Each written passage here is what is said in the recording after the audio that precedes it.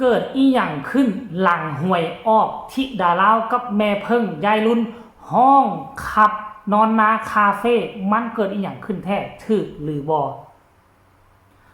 ทักทายสวัสดี FC แฟนคลับน้องธิดาลาว FC แฟนคลับของเจเบาลาวทั้งสองฝั่งของบ่ว่าจะอยู่ทั้งฝั่งไทยฝั่งลาว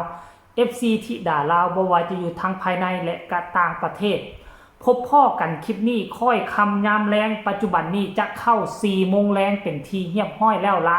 เจเบาลาวก็เฮ็ดคลิปนี้อีกคลิปนึงแล้วก็จะไปตลาดตะลีซื้อพักเข้าห้านขนมปังอยู่ที่รัก21นครหลวงเวียงจันทน์แล้วก็จะกลับมา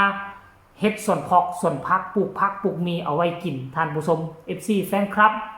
ก่อนเจเบาลาวจะห้างเครื่องไปตลาดตะลีมาเห็นคลิปหนึ่งท่านผู้ชม FC แฟนคลับน้องธิดาลาวกับแม่เพิ่งกับยายรุ่นกับครอบครัวของศรีวิไลอยู่ที่นอนนาคาเฟ่บ่ฮู้ว่าเกิดอีหยังขึ้นทีแรกเจเบาลาวกับเบิ่งผ่านอยู่บ่อยู่น้องธิดาลาวก็ห้องโบกห้องเวกห้องว่าคูเอาไว้ก่อน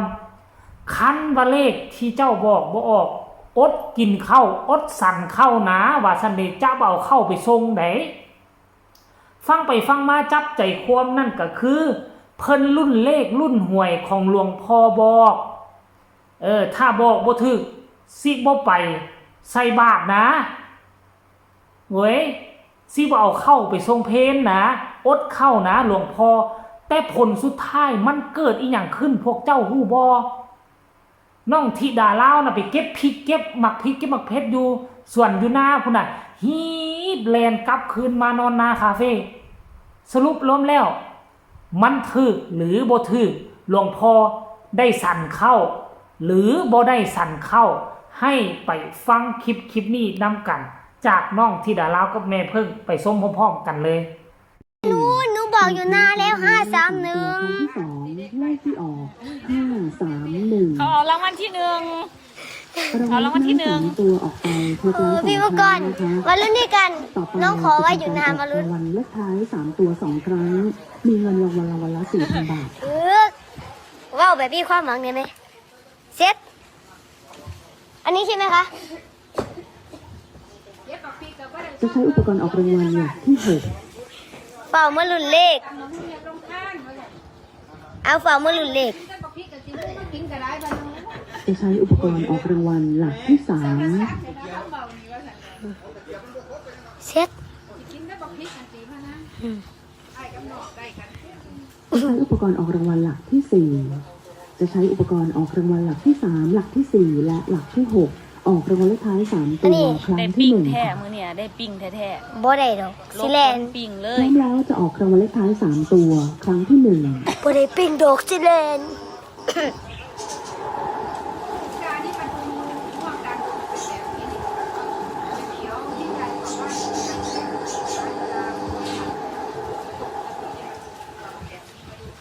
แป๊บนึงค่ะเดี๋ยวหนูลุ้นเลขกันจับให้หนูหน่อยไปลุ้นเลขก่อนเซตออกแล้ว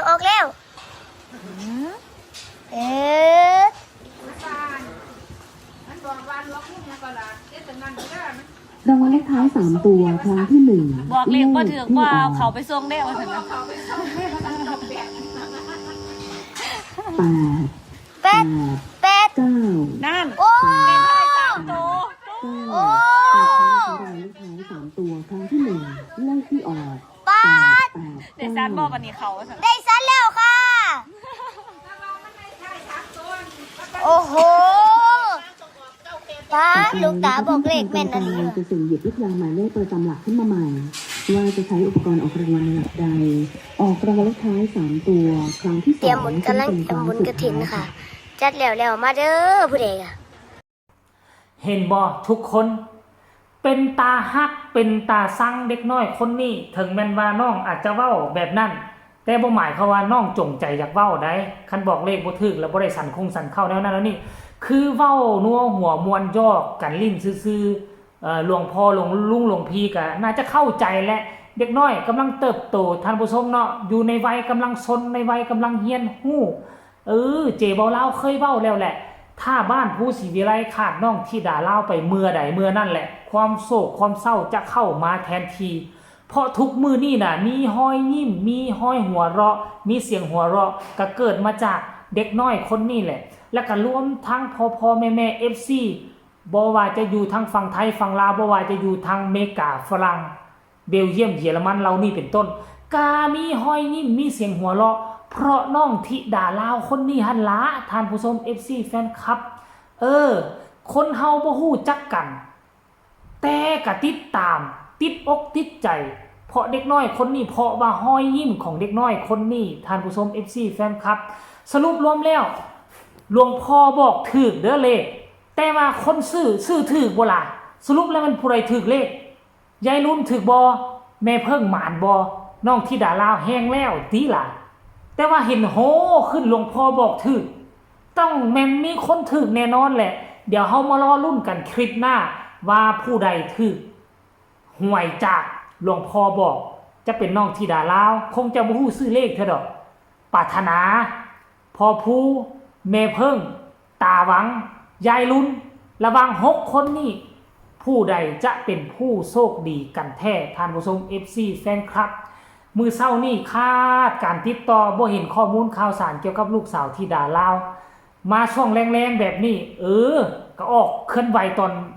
อนค่ำๆมืดๆแบบนี้แหละเฮาน่ะเนาะตอนเว้นๆนี่ลี่ก่อนย่านแสงแดด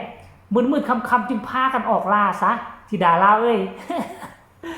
มื้อนี้วันที่16ได้เนาะคือหวยไทยนี่จะออกทุกๆวันที่1และวันที่16ของเดือนนึงจะออก2ครั้งบาทหวยทั้งฝั่งลาวอาทิตย์ละ3เทื่อจันทร์พุธศุกร์นอกจากจันทร์พุธศุกร์จะเป็นหวยรายใหญ่แล้วก็ยังจะออกหวยน้ำซัดนี่คือว่าออกทุกมื้อแม่นบ่สรุปแล้วรวมแล้วหวยลาวนี่จะออกทุกมื้อจันทร์อาทิตย์เลยท่านผู้ชม FC แฟนคลับซ้ำบ่นำมาเจอหวยฮานอยออกทุกมื้อคือกันปาเธอเจอหวยจีนก็คือกันทุกชั่วโมงซ้ำหวยจีนท่านผู้ชม FC แฟนคลับมันคือมาแตกต่างกันแท้ทั้งพี่น้องฟังไทยนี่หวายเดือน1 2เทื่อแต่ว่าคันผู้ใดถูกรางวัลที่1นี่ก็คือรวยเท่านั้นได้รวยแต่บัดหวยลาวนะรางวัลที่1เลข6ตัวก็ซื้อ 1,000 กีบก็สิได้อยู่600มัน400ล้านกีบหักให้รัฐบาล 5% ก็สิได้300ปลายล้านน้อยๆนึงท่านผู้ชมเนาะ1,000กีบได้แต่ส่วนใหญ่คนแหละก็จะซื้อหลัก 3-4,000 5,000 10,000 แบบนี้เวลาถูกมาก็ตื้อกลัวบางคนก็ 2-3 ตื้อก็คือ 1,000 ล้านกว่ากีบน่ะ 1,000 ล้านกว่ากีบคันว่าเจ๋บ่ลาวมีโอกาสถูกเนาะถูก 3,000 1,000 ล้านกว่ากีบนี่ก็อันที่1มาเนาะก็สิไปซื้อรถคันนึงไว้ขี่อันที่2มาก็สิเอาจักไปซื้อดินซื้อดอนไว้จัก 2-3 ตอนแล้วก็เอาจะเหลือไว้จัก4หน้า500ฝากกินดอกเบี้ยสนะท่านผู้ชมอันนี้ความฝันล้มๆแรงๆฝันตั้งแต่ตอนโควิดเข้ามาใหม่ๆมันผ่านมา 5-6 ปีก็ยังฝันยังบ่ตื่นปานนี้ท่านผู้ชม FC แฟนคลับเอาสรุปรวมแล้วคลิปนี้ก็เอาไว้ซ้ำนี้แหละท่านผู้ชม FC แฟนคลับฝากทุกคนกดไลค์กดแชร์กดติดตามให้ในเพื่อจะบ่พลาดในคลิปต่อไปที่สำคัญจะกดข้ามโฆษณาพบกันใหม่ในคลิปหน้าสำหรับคลิปนี้สบายดี